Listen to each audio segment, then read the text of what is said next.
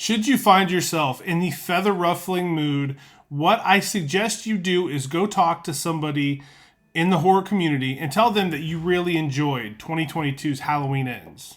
I dare you to do that because the discourse surrounding this movie from both casual fans and diehard fans was something like a grease fire. And it kind of reminded you why people so often stick to cookie cutter, tried and true themes when they make horror films in the first place. Now for me, I'm always going to remember Halloween Kills and Halloween Ends as sort of, COVID films because these happened right around the time the world shut down.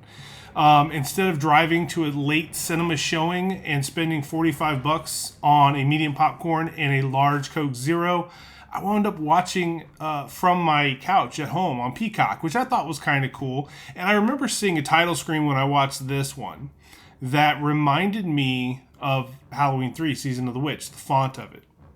Spitting image, right? And then I felt relief because I knew for a fact, based on the trailers, that we were getting Michael Myers in this movie. Right?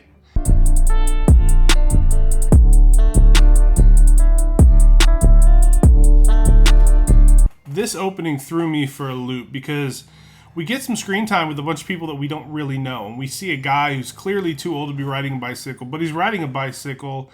And we learn his name is Corey Cunningham, and he's also a babysitter. So right away, two big strikes against this guy. Red flags off the bat. He's babysitting for sort of like a bitchy couple, but he's doing it in a really nice, ritzy house. And this is that same night that all the stuff goes down that both Halloween 2018 and Halloween Kills take place in. The mother tells him, hey, my son's a little uneasy about what's going on in Haddonfield with all the Michael Myers talk. And Corey's confident. He says, hey, it's Halloween. We're going to have a good time tonight. Famous last words, buddy, because this little prick that he's babysitting, this kid named Jeremy, plays off the Michael Myers paranoia perfectly. He's not scared of anything. In fact, he uses it to scare his older babysitter, stages a prank where he knocks over a lamp as soon as Corey leaves him alone in a room for a moment. Corey goes back, lamp's knocked over, front door's wide open, and the knife that he was about to cut a loaf of bread with is now missing. Really, really well done. I got to give this kid a lot of credit. And if he'd have stuck around a little bit longer, I think he had a future in the pranking game. However, what he does is he goes, locks his babysitter in an upstairs closet or an attic, this is a massive house, right? And Corey freaks out. I don't know why Corey freaks out about being locked in this room, but he ain't having it. He pounds on the door. He begs Jeremy to let him out, all as the parents are coming home. And then he boots this door open with such force that it flies into Jeremy, knocks him over the banister, drops him 3 floors to his bloody, gory, splattery death right in front of his mother. I'm not really sure where we're going or why we're seeing these people, but it did introduce us effectively to this character, Corey Cunningham, and the trauma that would cause him to be what he wound up being. Now, before I knew it was a prank, I really legitimately thought that this was going to be something like Halloween 1 in 78 going into Halloween 2 in 81. All happens in the same night, and we see Michael, after Loomis shoots him, we see him go door to door. Whether he's killing people or stealing silverware, he's back in the action from the very get-go of the next follow-up film. And that's what I thought we were going to get, because why else would these strangers, these people we don't know anything about, why would they be on our screen right now? Theme drops, though. We get the theme back. Pumpkins are back. The pumpkins are like sort of morphing one from another one. And I dug the fact that James Jude Courtney was listed on the title card as the Shape. I love it when they refer to Michael Myers as the Shape, and a lot of people don't know what that means. It was Dr. Loomis saying he's not a human being, he's just the shape of a human being. Absolutely dig that.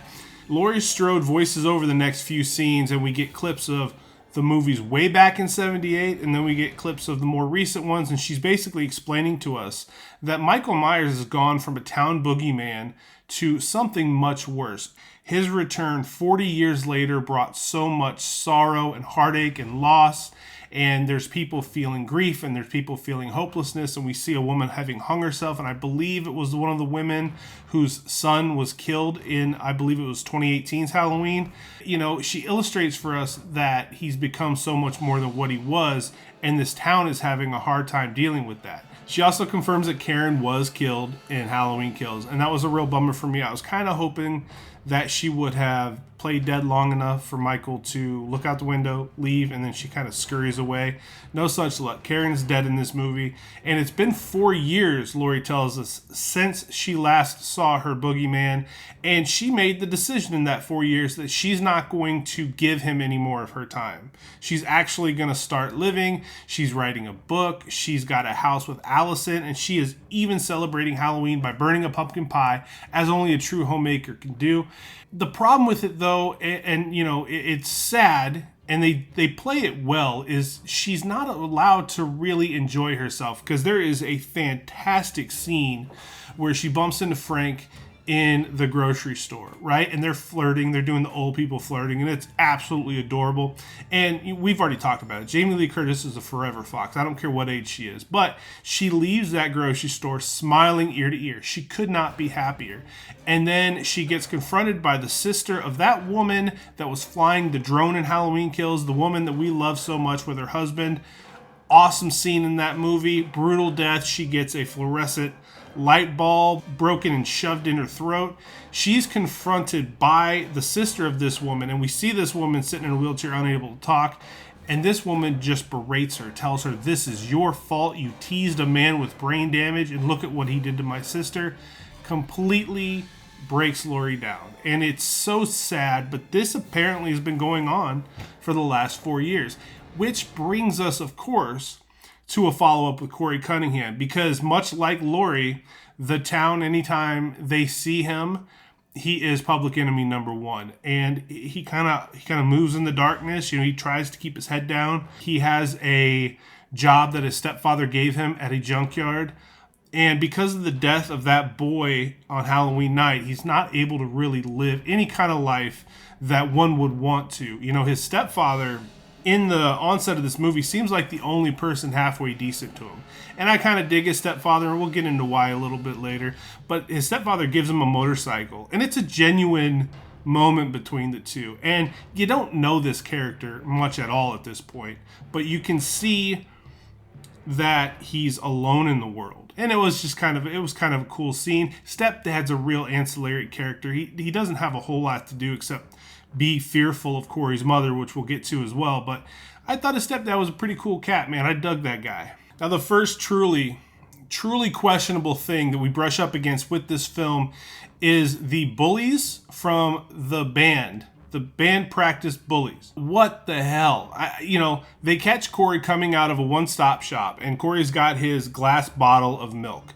And they want Corey to buy them a couple 6-packs of beer. You know, the big concert's coming up, and they're super stressed, right? And I'm not saying band people aren't stressed out. I don't mean that. But come on. I mean, of all the bullies, it's a contrast. You know, it would have been done before if they were just jock bullies or biker bullies, but bullies from the band. Corey won't buy him beer. Corey has enough trouble with the law in this town. He wants no more trouble. And he's nice about it. He's just like, no, I can't do that. And then the band guys get really heated, and they start making fun of him for what he did and what happened all those years ago on Halloween, calling him all sorts of inappropriate names. Corey gets so angry that he winds up crushing this glass bottle in his hand and cutting his palm very badly. And just then Laurie intervenes, shoos the bullies away after a few mean words from the bullies to Laurie Strode. Can you believe that? But she winds up, Laurie Strode, this is how Corey winds up in Allison's life. Allison is working as a nurse for a slimy doctor. Laurie brings Corey in to get patched up, and immediately Allison is smitten from the get-go. So much so that she talks Corey into going to a Halloween party with her. And he's game because that means he gets to wear a mask. And he wears this really creepy, it shouldn't be as creepy as it is. Maybe it's because of what happens with the mask later, but this little plastic scarecrow mask. But it works for him. And he's happy because he's incognito for the evening. And they have a blast. You know, they're pounding booze. They're dancing like sex-starved heathens. He's convulsing on the floor while they're dancing. I mean, I guess probably I'm a worse dancer than that, but this was pretty rough to watch. But he's enjoying himself, and they're getting wild in the photo booth, and it's just a nice date for kids that you feel like in this movie both needed that nice time. All crashes down, though, the second we see Jeremy's mother parked at the bar when Corey goes up to get another beer, and she is so offended that he's sitting there smiling and enjoying himself. So she just blasts Corey, blasts him, insisting that she knows he killed her son on purpose. So Corey's date goes to shit, and then to make everything that much worse, on his way home, he runs into the band bullies again. And I want to paint this picture for you guys. Two guys in this group. There's 4 total, 2 guys, 2 girls, and the 2 guys are about 100 pounds each. I don't understand why Corey lets these 2 push him around, because he's clearly older. He's definitely bigger, and we see what he's capable of later in the movie. But, you know, sure enough, he gets pushed around. He even gets thrown off a bridge.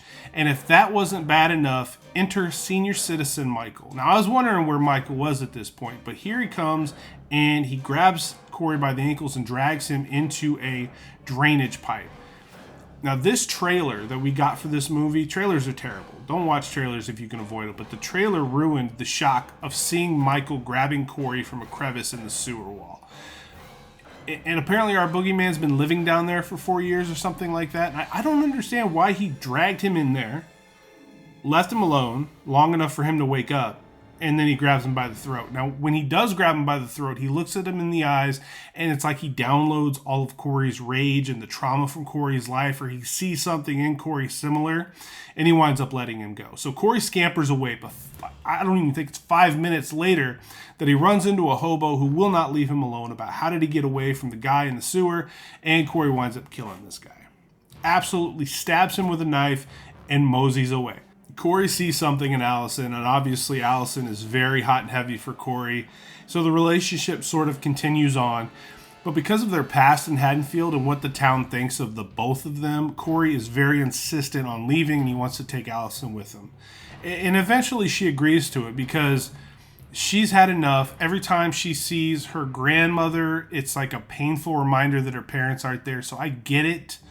But Laurie starts to witness this change in Corey as this relationship is sort of developing. And it's developing fast. It's all happening in a handful of days, but it develops fast. And Laurie is in her second story office. She's working on a book. And when she looks down from this second story office window, she sees Corey looking up. And it's a perfect sort of flashback to the way Michael did the same thing back in 1978. And she feels it. So she decides right then and there that this guy for her granddaughter is no bueno. She is going to put her foot down, leads to a great discussion with Corey and Laurie in the house where Jeremy was killed. And it's in that moment, Corey knew he had to kill this woman because he drops that line, that if I can't have her, no one can sort of line.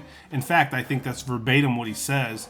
But he knows that Laurie's the biggest obstacle. He sets out to steal Michael Myers' mask in a scene that had me cussing. I mean, how you gonna beat up Michael Myers? And I know he's old, and I know he's having difficulties, but come on, man, it's Michael Myers. And he takes out a few people along the way.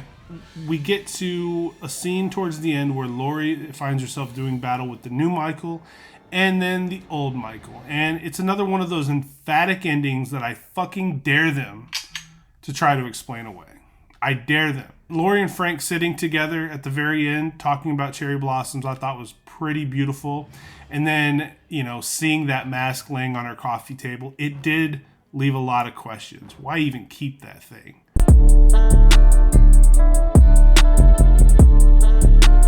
Now, controversial as this movie clearly is, what does it kill? What about Halloween Ends makes it a great horror film?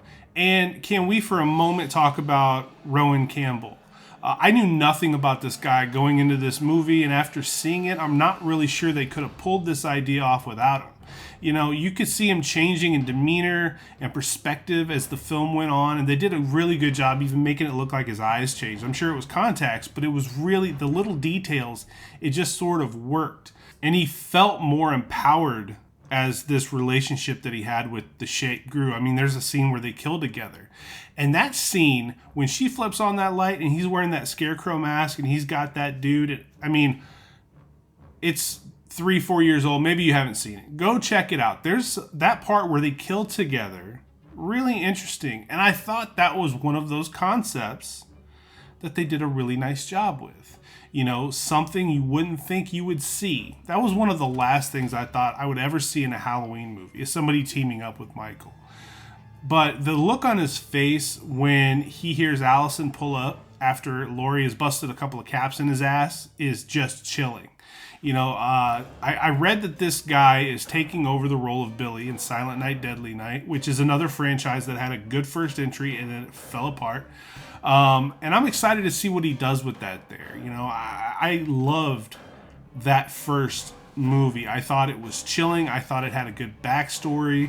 I thought the reason the killer existed made sense. So, Rowan Campbell, I think he's going to do a really strong job, and I'm excited to see what he does with that film. But as far as this film goes, killed it. I mean, when he wears the mask, he feels like Michael Myers. The brutality is there. The like that bloodbath at the junkyard was just brutal, and the torch kill with that I mean, it couldn't have happened to a bigger prick, but that torch kill was gnarly.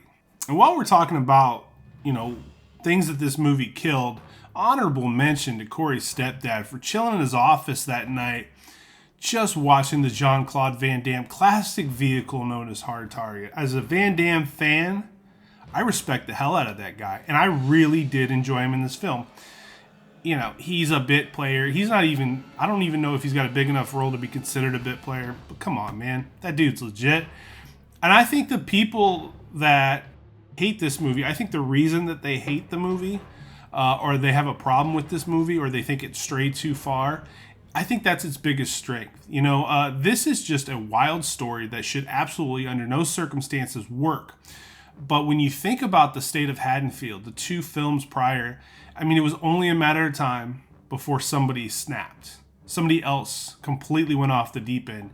And Corey Cunningham, being the scourge of the town, for 4 years, he just had enough. And it made sense that it was him, because he's telling them he's not a monster. He's not a monster. He's not this. He's not that.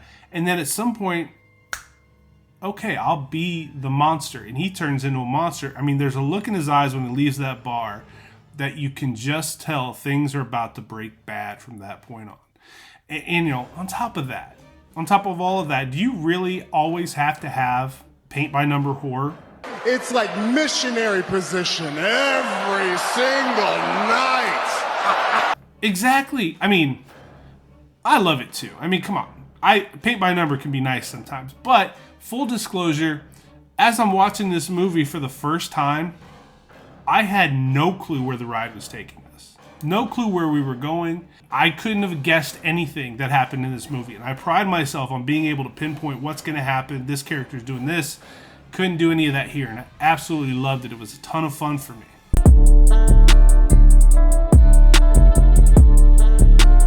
Now let's talk about what did not work. Let's talk about what killed this, as of now, final Halloween movie that the blood-crazed gods have bestowed upon us. I missed Michael in this movie. I could have used a little bit more boogeyman. There were long periods of this nearly 2-hour film where we just didn't have him. We didn't know what he was doing. We didn't know where it was going.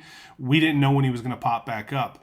Then, when we did have him, we'd get some sort of a weird twist of this lore of him trickling down his leg over stabbing this dad bod cop in the sewer, or Corey just beating him down to take his mask. It just felt like disrespect. And coming from a guy who's watched The Sopranos through and through about a dozen times by now, I know you always show respect to those who made the business what it is. And Michael Myers is the don of the killing business. You just don't disrespect him that way, in my humble opinion. Out of respect for our friend here, I'm going to talk nice. Also, at first, I didn't really buy Allison's rebellion act against not only Haddonfield, but Laurie as well. And then I thought about it. I thought about what she probably had to go through. And I bet she was just chomping at the bit to get out of town. Just to leave, find somebody to kind of wrap herself up in. And with as hard as she fell for this guy, she was just looking for the right opportunity to bounce. And plus she had been banging that cop for a time. And that dude looks like the kind of guy that waited in line to buy one of those World Series of Poker hats the second they come out. So Allison was clearly looking at trading up. 2022's Halloween Ends is an 8 out of 10 for me. And if you want to fight me over it, let's go ahead and do that. For me, it takes some serious balls for somebody to drop this kind of a movie into a franchise like this, knowing how loyal the fan base is, knowing the box office that is attached to it. But I loved what they did, and they harkened back to this theme through all three of these films, that the boogeyman was more than just a maniac. He was more than just a serial killer. He wound up being a curse on the entire town. He wound up infecting the town. Laurie puts it so perfectly. And just by him existing, you know, it's a sickness that spread through Corey and created another twisted killer. And the actor playing Corey, Rowan Campbell, was perfect. And Laurie, you know, put the perfect bow on the end of the film. Evil doesn't die. It just changes shape. Could you think of a better line regarding this film franchise? Absolutely dug it. I really loved it. And I bet if we talk about this movie in 2 years, maybe it's a little further up the countdown. I just think you have to, you know, you have to respect it when people take a shot, because it's a scary thing to do, to try something new. Getting out of your comfort zone is not an easy thing. And when you know it's going to be received poorly, or you even have an inclination that it might be received poorly, it can cause you to just stay safe. And they didn't stay safe here, and I appreciated them for it. Halloween Ends is good, man. Watch it this Halloween.